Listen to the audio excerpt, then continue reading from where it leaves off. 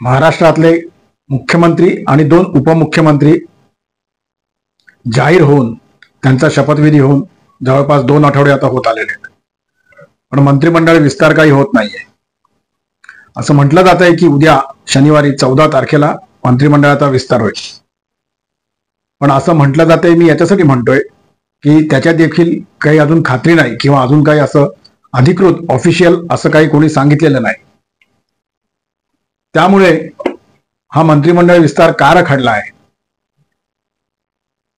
तो रखडल्याचं कारण दिल्लीमध्ये ज्या काही हालचाली चालू आहेत त्या आहेत का, या आणि अशा विषयांवरती आपण या व्हिडिओत आज बोलणार आहोत.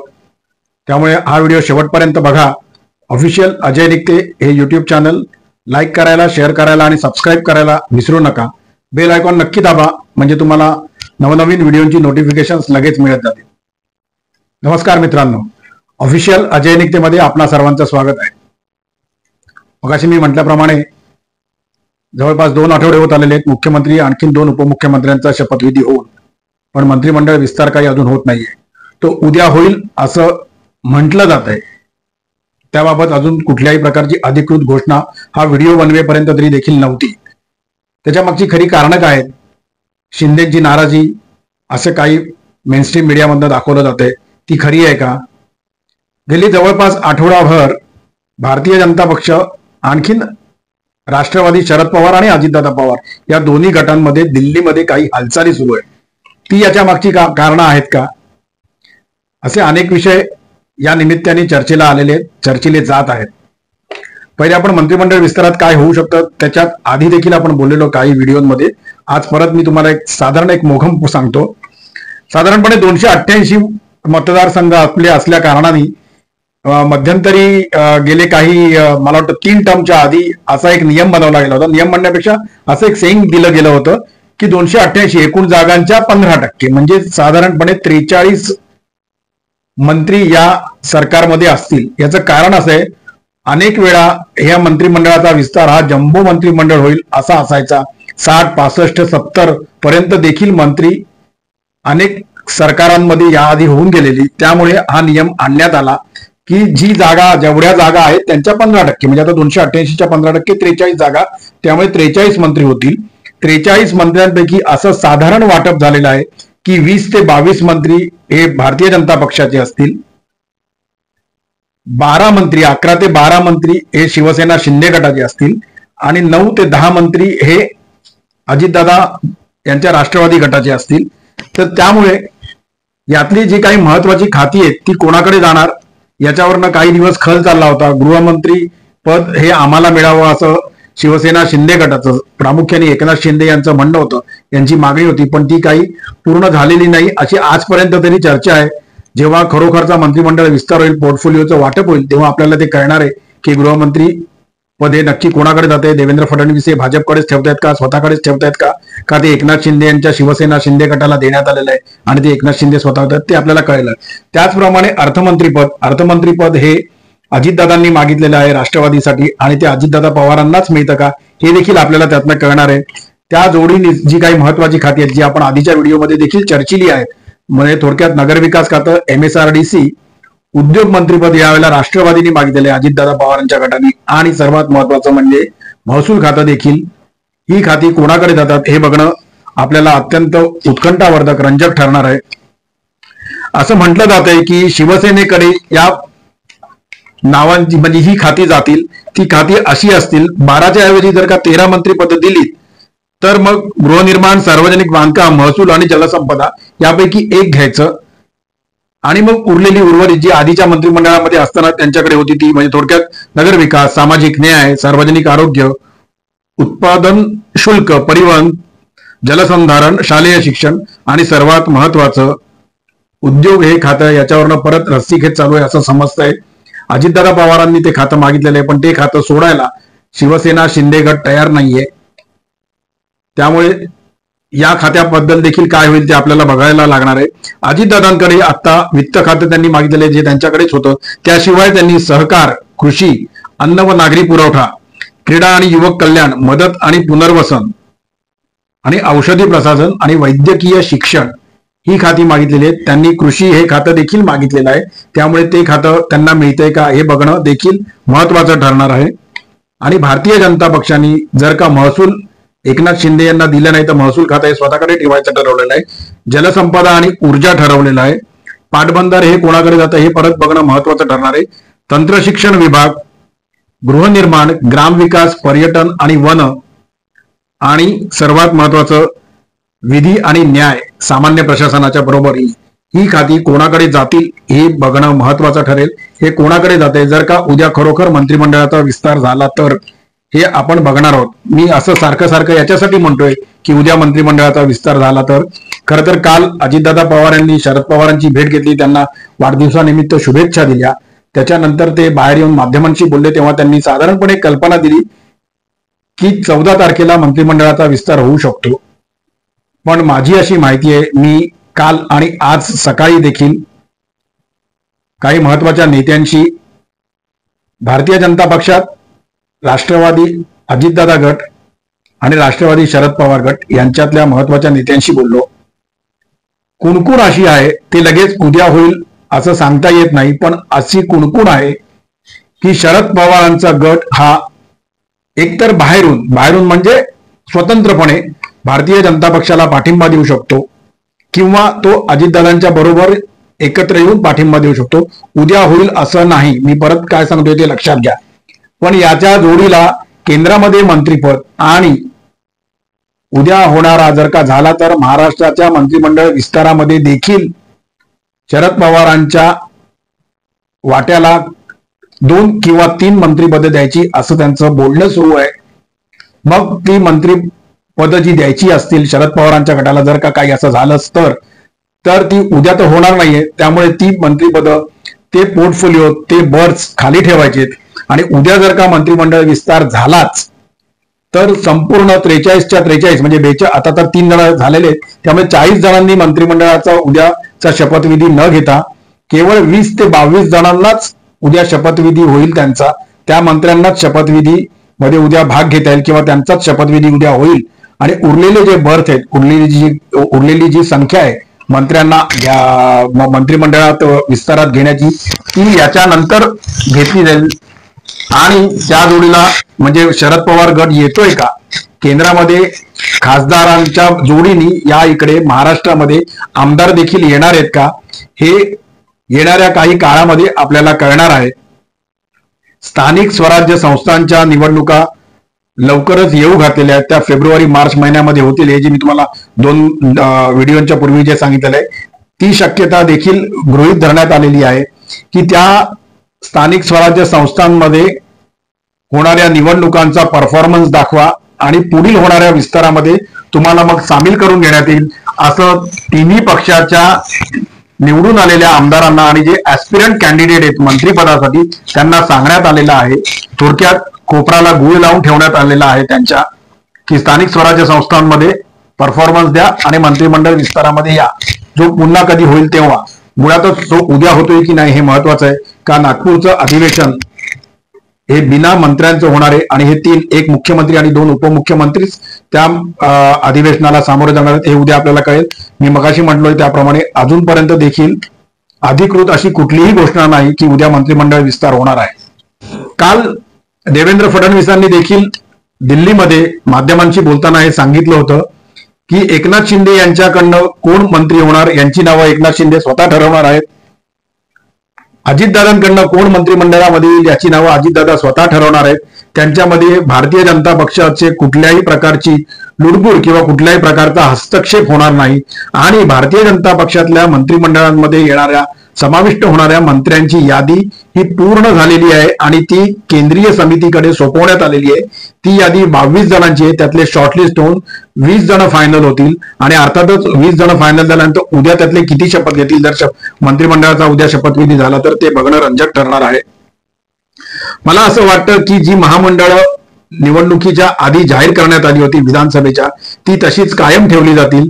त्यामुळे काही प्रमाणामध्ये म्हणजे उदाहरणार्थ संजय शिरसाट म्हणा किंवा अशी जी काही मंडळी आहेत ज्यांना भरत गोगावले म्हणा यांना महामंडळ देण्यात आलेली आहे, ती जर का त्यांना तिथेच ठेवलं तर त्यांचा मंत्रिमंडळामध्ये समावेश होणार नाही. पण भरत गोगावले, संजय शिरसाट हे मंत्रिमंडळामध्ये येण्यासाठी इच्छुक आहेत. त्यामुळे त्याच्याबाबत देखील निर्णय काय घेतला जातो एकनाथ शिंदे यांच्याकडनं ते देखील आपण बघणार आहोत. मी मगाशी म्हटलंय त्याप्रमाणे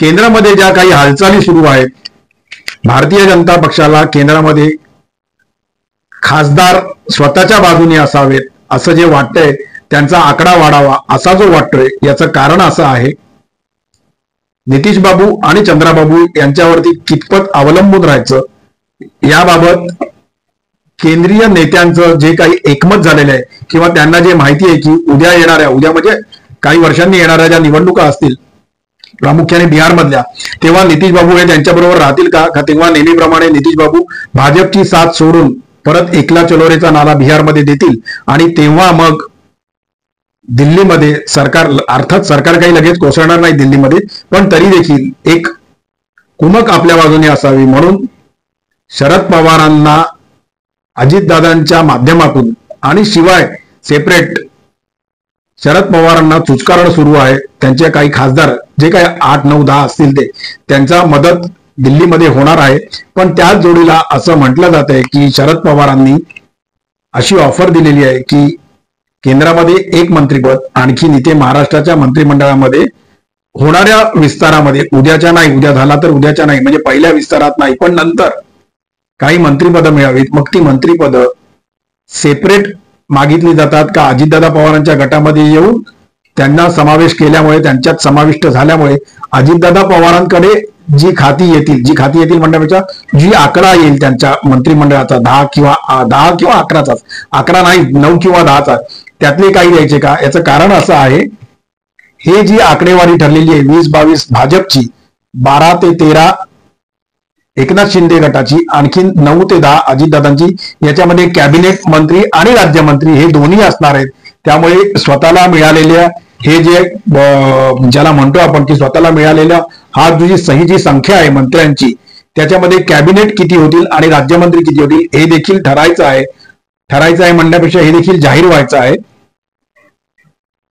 त्यामुळे काल, परवा आणि 13 3 दिवस आणि याच्या आधीचे काही थोडे दिवस इलेक्शनचे रिझल्ट लागल्यानंतर, लगेच विधानसभेचे इलेक्शनचे रिझल्ट लागल्यानंतर शरद पवार गट, भारतीय जनता पक्षातले काही महत्वाचे जे नेते आहेत, महत्वाचे नेते म्हणण्यापेक्षा अमित भाई शाह, दुसऱ्या कुठल्या नेत्याला मला असं वाटत नाही की मोदींच्या नंतर हे निर्णय घेण्याची म्हणजे ज्याला आपण म्हणतो ना की क्षमता म्हणता येणार नाही त्याला, पण ह्या ज्या सगळ्या चर्चा ज्या सुरू आहेत ते फक्त अमित भाई आणखी नरेंद्र मोदीच करत असतील हे तुम्हाला आणि आम्हाला नीट माहिती आहे.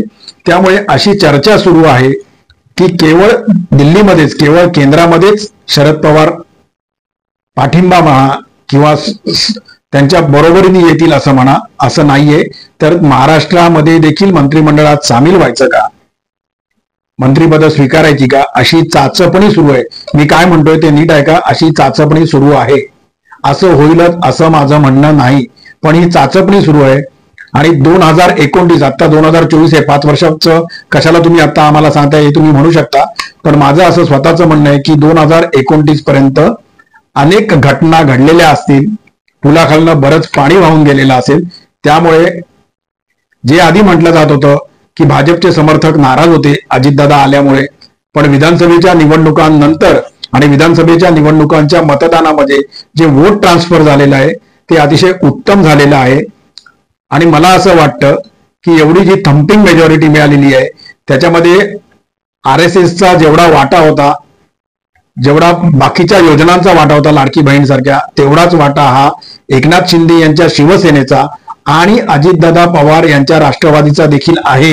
हे भारतीय जनता पक्षाने स्वीकारलेलं आहे.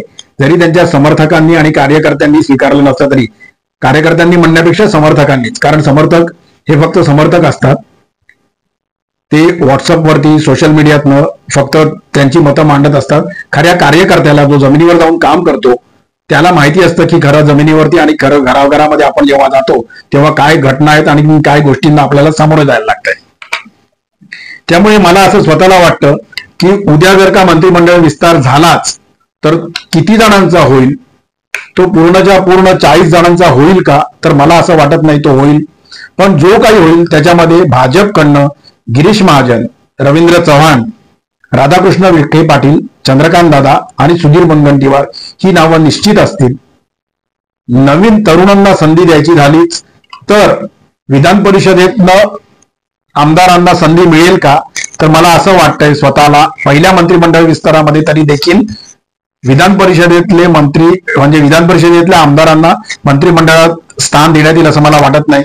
त्यामुळे विधानसभेतनं निवडून आलेल्यांमध्ये ज्येष्ठ नेते गणेश नाईक, तरुण नेतृत्व नितेश राणे, गोपीचंद पडळकर, दुसरे ज्येष्ठ नेते संजय केळकर यांच्यापैकी 2 किंवा 3 जण जर उद्याच मंत्रिमंडळ विस्तार झाला तर ते असू शकतात.